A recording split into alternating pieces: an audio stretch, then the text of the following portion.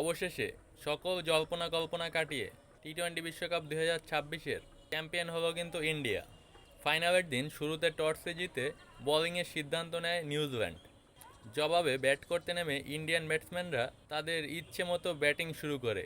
Opener Sanju Samson করে 89 এবং তার opening partner Abhishek Sharma 50 innings খেলে এবং অনডাউনে নেমে ঈশান কিষান সেও 50 ইনিংস খেলে।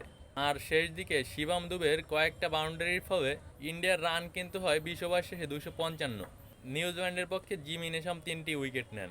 জবাবে 256 রানের টার্গেটে ব্যাট করতে নেমে নিউজিল্যান্ডের একমাত্র 50 ইনিংস খেলে টিম সাইফার্ট।